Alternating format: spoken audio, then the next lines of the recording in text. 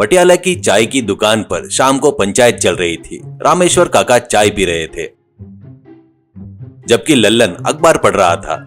तभी बोलू अपना नया कुर्ता पहनकर हाथ में चाय का गिलास और चम्मच लेकर प्रवेश करता है। बोलू गिलास को टंग टंग बजाते हुए, अरे भाइयों रुक जाओ और चाय पीना बंद करो, आप सभी के लिए खुशखबरी है। लल्लन ने चाय रोक कर कहा। क्या बोलो, फिर से शहर भाग रहे हो क्या? अगर वही खुशी की बात है तो बताओ, हम सब लोग खुशी मनाएंगे। बोलू हंसते हुए कहा। अरे लल्लन भाई मजाक बंद करो, मैं भागने नहीं, इस गांव को पेरिस बनाने के लिए आया हूँ। कल से इसी चाय की दुकान के बाजू में मेरा नया ठेला शुरू हो रहा है, नाम है भोलू फ्रेंच फ्राई शवरमा। खुजाते हुए कहते हैं। अरे क्या है वो फ्रेंच फ्राई शवरमा? क्या नाम, जीभ भी नहीं घूम रही है? हमारे गाँव के शर्मा जी को तल के बेचोगे क्या? बोला। अरे काका वो शर्मा नहीं है, शावरमा। विदेश में गोरे लोग यही खाते हैं। आलू को सोने के टुकड़े जैसा तलकर उसको एक स्पेशल रोटी में लपेट देते हैं। दिल्ली में उसका रेट 100 रुपए है, लेकिन हमारे गांव के लिए सिर्फ 10 रुपए। कल्लू हलवाई रसोई से बाहर आते हुए, अरे गांव पेरिस बनाएगा, आलू को रोटी में लपेटेगा तो उसे समोसा कहते हैं रे। उसे नया नाम देकर लोगों को धोखा मत दे। बोलो। अरे कल्लू काका आपको क्यों जलन हो रही है? मेरा शवरमा खाने के बाद आपके समोसे गाय को खिलाना पड़ेगा। कल शाम को आइए, अपना टैलेंट दिखाता हूँ। अगले दिन शाम को भोलू ने चाय की दुकान के पास ही एक छोटी सी मेज लगाई और स्टोव और तेल की एक बड़ी कढ़ाई रखी और बगल में आलू का बोरा। चुटकन डरते हुए, खड़ा खड़ा घूमता है ना, हमारे पास तो वो मशीन नहीं है। भोलू आलू को लंबा काटते हुए कहता है।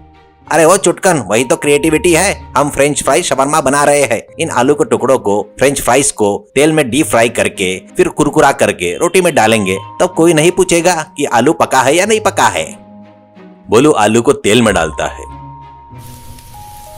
और खुशबू पूरे गांव में फैल गई। बिरजू पहलवान सूंघते हुए, अरे वाह रे भोलू, बहुत तगड़ा प्लान किया है, खुशबू लाजवाब है।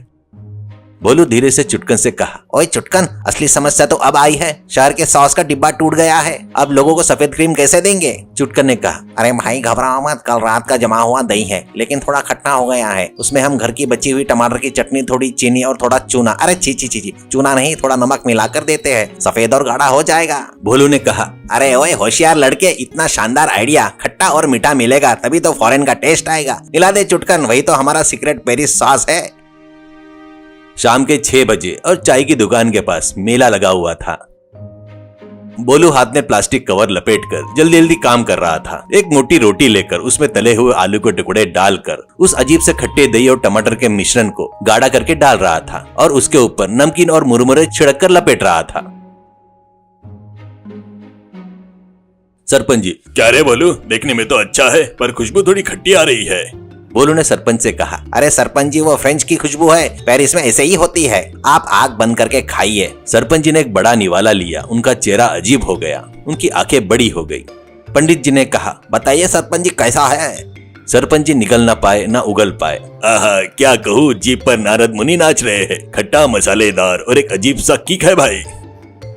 बिरजू पहलवान, अरे जब सरपंच जी ने अच्छा बोला तो क्या चाहिए, बोलो मेरे लिए 4 लपेट, सॉस जरा ज्यादा डालना। लोग भोलू के दुकान पर टूट पड़े। कल्लू हलवाई कोने में बैठकर बड़बड़ाता है। अरे और खाओ और, कल सुबह तुमको पता चलेगा इसका असली मजा।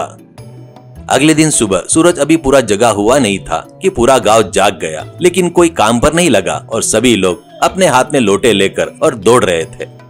ललन खेत की मोड़ पर दौड़ते हुए कह रहा था। अरे भोलो, बर्बाद कर दिया रे, रात भर पेट में कोई मालगाड़ी चलाए जैसा लग रहा था। रामेश्वर काका लाठी पकड़कर कांपते हुए कह रहे थे। मुझे पहले ही पता था, वो शौरमा हमारे पेट के लिए कर्मा था। अरे आलू के साथ कोई जहर मिलाया रे। वैद्य जी के क्लिनिक के सामने तिरुपति की क्यू जैसी भीड़ लगी थी।